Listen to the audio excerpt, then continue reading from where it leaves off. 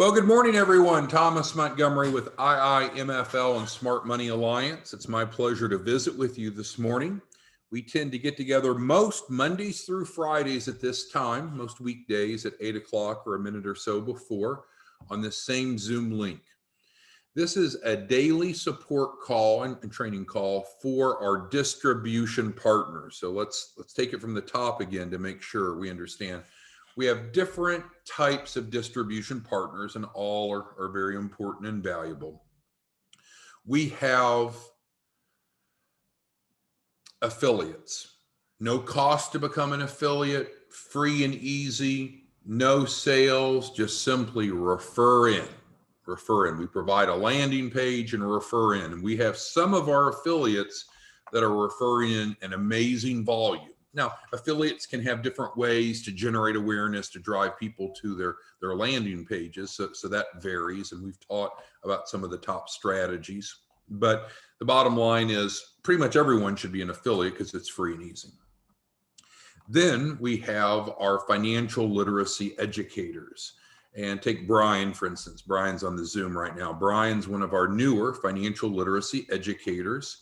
And currently, he's in the process of writing 10, I believe 10, plus or minus one or two, 10 key person policies for clients. So he didn't generate any of those clients, not that he couldn't or shouldn't or wouldn't, but we had affiliates that generated those 10 clients that are now enrolled in the program. Those 10 now need key person policies. So what Brian's doing is writing those 10 key person policies. And, it depends upon the face value, it'll determine how much he makes, but he'll make on average around $1,000 a piece. So in about a 1 week period, Brian will generate about $10,000. That's a good week for most people. So we have affiliates that generate the leads. We have financial literacy educators that work with the clients and write the policies, like Brian. And then we have branch managers. I see Will's on the call this morning. Will's an example of a branch manager. Will and I had an event together in Chicago where we worked with a group of small business owners. And for instance, I bring Will up because one of his clients is getting funded tomorrow on an SBA 7A Express loan. We've gone through the process, collected all the documents, submitted everything to the lender, and she's getting funded tomorrow. And I forget if she went for 100 or 150,000, but great example of how branch managers can help clients. Now, branch managers earn more of the capital raise than do affiliates. Affiliates earn 1 point of the capital raise, and branch managers and joint venture partners, which we talked about yesterday, we do a 50-50 split. So in general, branch managers and joint venture partners will generate 5 points of the capital raise, where an affiliate would generate 1. Well, you can see how that can add up. So let's take this same client, her name's Diana, that's getting funded tomorrow. And that's a committed date from the closing officer of the SBA lender. So let's do 2 scenarios. So let's take Robert, who's on the call. So if Robert as an affiliate refers in Diana, she gets 150,000. He makes $1,500. Not bad, right? And we're not MLM, not network marketing, but we do pay overrides. So in that case, whomever brought in Robert would also make $1,500, and whoever brought in the person that brought in Robert would make $1,500. We pay 3 levels deep, 1%. So that's very fair, right? Because Robert doesn't have to work with the client. He's just an affiliate, just generated the lead, and that's it. But 3 people just made $1,500 off of Diana's capital raise. She's happy. 3 more people are happy. The model works. In contrast, though, let's take someone that is a joint venture partner, like Tony, for example. So as a joint venture partner, which we talked about just yesterday, Tony on that same client, in this case, a real client, Diana, Tony would make $7,500 off of that 1 client. So, and with our model of joint venture partners, now the joint venture partners do not have to even work with the clients. They can just simply refer them in, and either they can write the policies and do the mentoring or not. So again, we're not here to try to persuade you to sit on a certain seat in the bus, but if you want to just dabble, become an affiliate, spread the word. We've got one affiliate, Preston. He's generating on average 10 deals a day now, 10 a day as an affiliate. Or if you want to do more and get paid more, become a joint venture partner. Now, there is a small fee to be a joint venture partner to help offset our setup costs. But as we talked about it yesterday with the incentivized program, it's less than the break even of one new client. Okay, so getting away from that, piggybacking off of what we discussed yesterday, thank goodness the capital markets are opening up. Monique is on the call. One of her clients just got funded this week. And so there's commission that she generated off of the back end. I just mentioned Will, one of his clients is getting funded tomorrow for an SBA loan. There's money he's generating off of the back end. So obviously, small businesses come to us because they are looking for funding. Now, what you and I know is we probably need to build some financial literacy and help them position themselves to get funding. Because if they were already knowledgeable enough and already well positioned enough, they wouldn't be talking to us about funding. They would just go down to their bank and get funding. So it's not that simple, right? We need to prepare for funding. And so with that being said, once we prepare them for funding, we look at the options and help identify the right source or sources of capital. We've talked about this before. It is not unusual that many clients will go through multiple tranches or rounds of a capital raise. I know, quicker the better, the less steps the better, but we have to deal with reality, right? Some clients are not yet ready for $1 million capital raise. We may have to stair step it. Building business credit, which ties into what you see on your screen, is a valuable part. Separating personal and business credit is a smart thing to do. And so when clients are going through our Capital Ready 2.0, which pays you $1,250 up front, or even if they enroll in the Access to Capital program, which they have no upfront cost on and still have the $100,000 guarantee, we're going to help them build out their business credit profile. We have a full-time employee, an ex-Army vet that sits here full-time every day, Monday through Friday, that is working with our clients building business credit. There's a new source of funding under the EIN that we're just rolling out now. We made reference to it yesterday, and the phones and the emails blew up with interest. So we thought, well, we better take a deeper dive into that. So here we are today. So we're talking about the new business credit card. Most business credit cards do require a personal guarantee.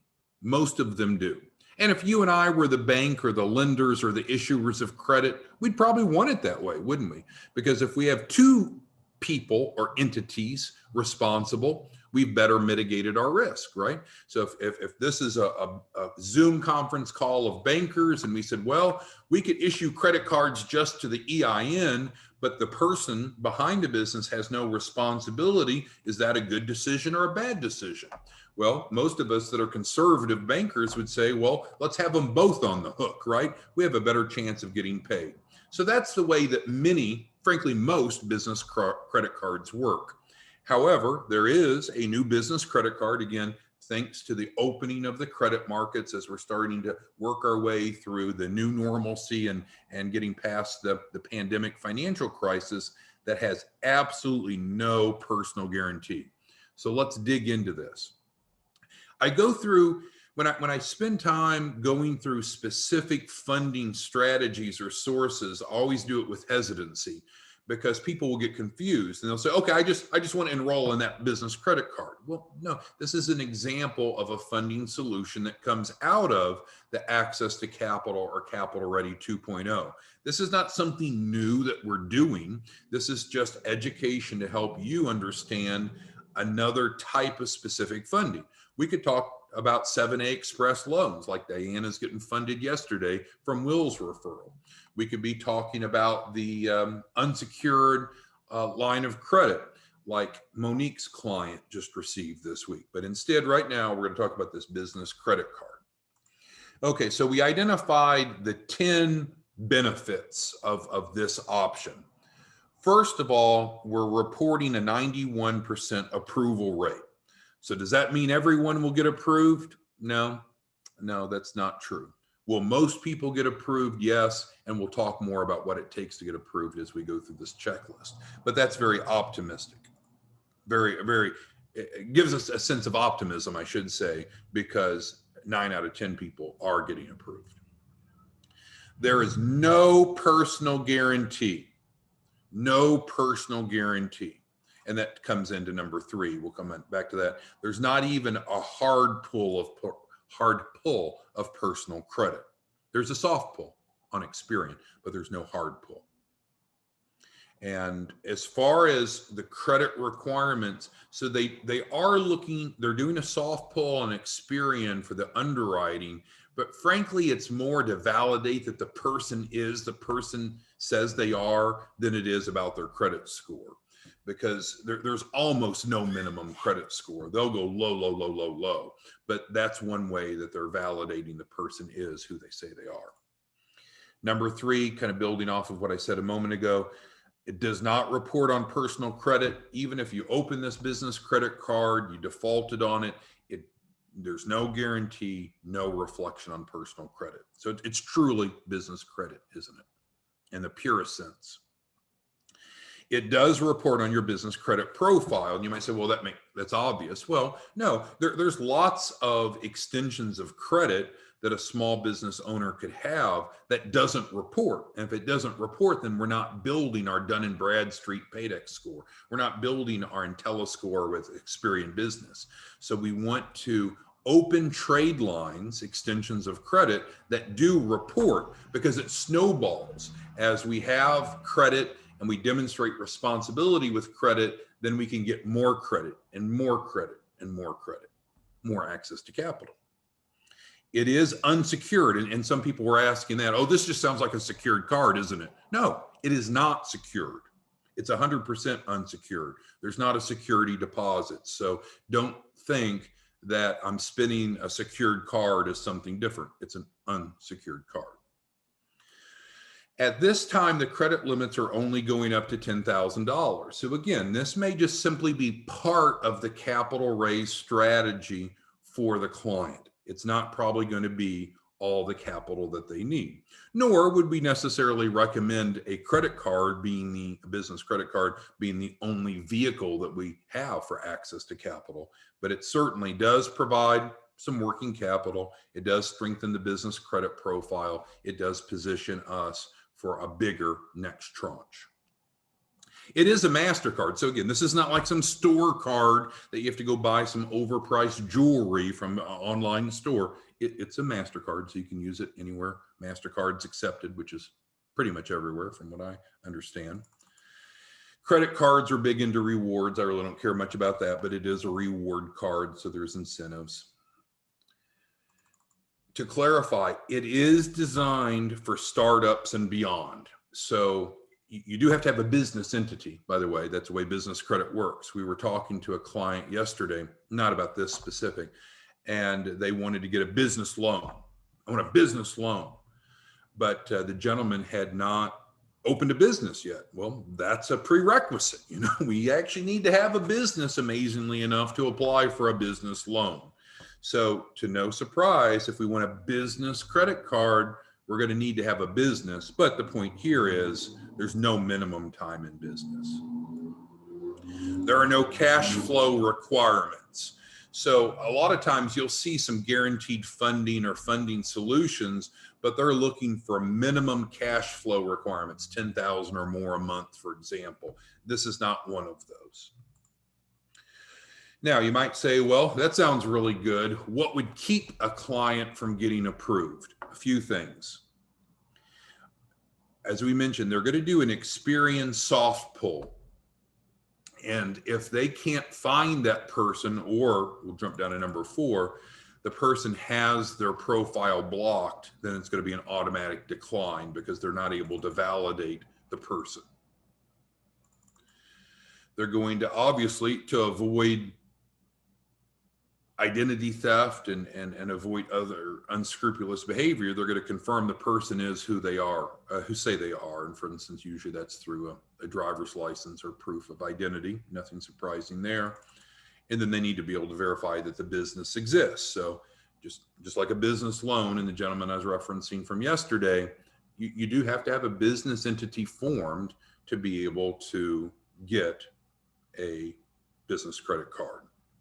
So it's the real deal. It's valuable. However, it's not the end all and be all. It's most likely one part of the client's capital raise. Okay, so Robert asked about interest rates, and we're going to always be very cautious when clients or referral partners like Robert ask us about interest rates, because number one, we're not the lender, so we really can't quote rates. Rates could qualify based upon the individual's credibility. Interest rates can change over time. But what I'll give you as a general answer, Robert, is interest rates are going to be like normal credit cards, right? Right. So expect, a low double-digit interest rate. That's pretty normal for normal credit cards, unless you're receiving some sort of incentivized offer of 0% for a certain period of time. So again, this is not the type of capital raise that we want to use for large long-term debts, right? That's what term loans are for. What you know, Robert, and what I know, but not everybody knows, is we've got to match the capital to the use of funds. So this is exactly how it's promoted, but it's not meant to be, I'll go buy a piece of equipment that I'm going to pay over 3 years back because that's the useful life of the equipment, put it on a credit card. That wouldn't be smart. Okay. Credit limit, Tony's asking about limits being issued. So it's going to be a spread based upon the credibility of the applicant, which is no surprise, right? That's how underwriting works. And so they can get up to 10,000, but it's certainly accurate to say, Tony, that not everyone's going to get $10,000. And so what we like to do is go through a process ourselves before we roll it out. And so, for instance, before we started helping clients get SBA loans, we went through the process ourselves, and we have an SBA loan and we pay on it every month. Before we had that business line of credit we were talking about a couple of weeks ago, before that reopened, before we took it out to all of you, we applied for it. We got the 60,000 or whatever that number was, and it got funded the next day. So then we felt comfortable talking to you all about the business line of credit is live and back. We've done the same. We've applied for this business credit card, and it's in processing. And as soon as it's finalized, then we'll feel fully comfortable in a hardcore push. But the approval amount of credit limits will be based upon the credibility of the applicant, of course. But, in contrast, Tony, what you want to keep in mind is often when we're starting to build business credit for a client, we're normally starting with net 30 accounts. And so maybe that's with like Home Depot. And so with Home Depot, we can get a business credit card that reports under the EIN with no personal guarantee. But where can you use the Home Depot credit card? You got it, only at Home Depot, in store or online. So that's more of a store card. Now, does that help having a nice big credit limit credit card that reports on the business credit profile? Absolutely it does, but doesn't give you near the flexibility of a Mastercard. So again, what we have to keep in mind is Tony, as we're working with clients and helping them build their business credit profile, you don't want them to think that they're going to get the Cadillac version as a first step. We're going to have to build up and build up and build up. All right, so Tony, thank you for those questions. And then let's get to James. James asked, how do clients apply for this card? Well, again, this is part of the funding strategy that we'll recommend when appropriate to clients. And so what you're going to want to do is bring them in to either the Capital Ready 2.0. If you're a joint venture partner, you're going to focus on bringing people into the Capital Ready 2.0. like Monique does. That's pretty much all she does. 3 to 5 clients a week normally she's bringing into the capital ready. She's charging the client the $2,500, which is a refundable deposit. She's keeping half, she's submitting half in. So if you're a joint venture partner, James, that's what you're going to want to focus on. In contrast, if you're not a joint venture partner, you're an affiliate, then what you're going to do is most likely feed them in on your landing page, which we provide you free now, and they're going to probably enroll in the access to capital, whereby their $2,500 refundable deposit is deferred until after their first capital raise. And so the answer to your question, James, is this is part of the same program we have. We're just doing kind of a feature overview on one of the sources of capital that is new, but also you may not have known about it. And this is attractive, right? This is a good example to give people that we help people with many different sources of capital. And for instance, we could help you get a business credit card with no personal guarantee. But how do you submit them in? As an affiliate, you put them in on your landing page. As a joint venture partner, you collect the $2,500, you keep half, you submit half. That's the answer to your question. Okay, and so Robert's asked, we've got a couple different Roberts on here, so you may hear me say Robert multiple times, and it's not always the same Robert asking the questions. But this Robert asked about the 4-week curriculum. So certainly we still have the 4-week curriculum that is posted there on the IIMFL website, and it's great. So we go through a 4-week process. We help build financial literacy, and we help them build their loan package. And that concludes with us giving them a capital match. In other words, saying, based upon your mitigating circumstances, this is what we'd recommend that you do now. Good luck.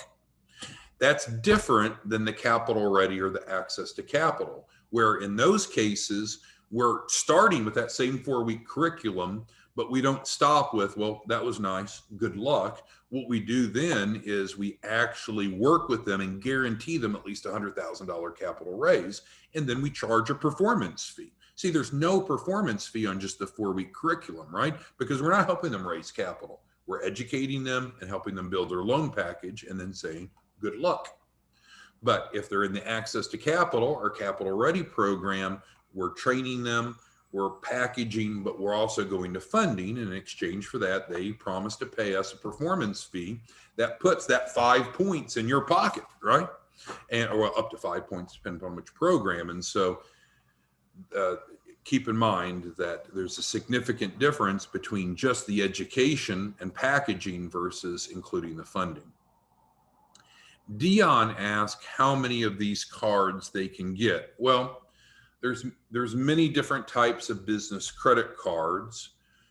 Most issuers will only allow, and there's some exceptions, but in general, most issuers of credit will only allow one person, one card. And so that's the case here, but that doesn't mean that there's not other business credit cards or other sources of funding. Okay, so I was very unsuccessful with Robert. Yes, Robert, the 4-week curriculum continues to exist. It hasn't changed a bit. It hasn't gone away. It's available. So don't infer that it's changed, but it doesn't include funding. And so here we're talking about funding strategies, right? Okay, now a couple of you are financial literacy educators and had some specific questions on the role of the financial literacy educator. We need to make time to be addressing those questions as well. For those of you that are coming on, we had a new joint venture partner come on yesterday. Sam, thumbs up to you. Thank you for joining us as a new joint venture partner. We're going to move our joint venture partners off of this call into a standalone call because they tend to be more of the big, heavier hitters and want more personalized attention. But at this point, we've not spun them off. So if any of you that are joint venture partners on the Zoom, branch managers, financial literacy educators, any question, it's open forum time. So go ahead and type in, please, your question in the Q&A, which is like a chat box of Zoom. Let's go ahead and address it. Because again, if you're not helping many clients and you're not generating much income, you should have questions, right? Because something's not working. And we're back full steam ahead, seeing significant funding come through. Like we just gave you two examples of Monique's client, Will's client. So if you're not generating significant revenue as a distribution partner of ours, you should have questions, right? Because there's something wrong. And there's some sort of gap or breach in your knowledge or how you're applying. All right, so questions, comments, concerns. Right now is the time to go ahead and put them into the chat box.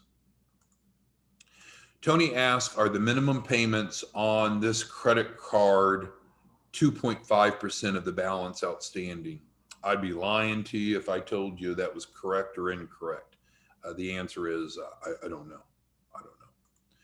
And I don't know the answer to that on any of the business credit cards that we help clients with, because what we do is we see what they qualify for, we introduce options, and they make that decision. But I don't know if that's the way it works or not, Tony. You can certainly go through it, and just as we are, obviously all of us are going to have more credibility if we go through these steps ourselves. You don't have to. Again, this is not one of those models where you have to go through something to be able to be a distribution partner. But there's no doubt, the more of these steps that you go through yourself for your business, the more familiarity you'll have with it.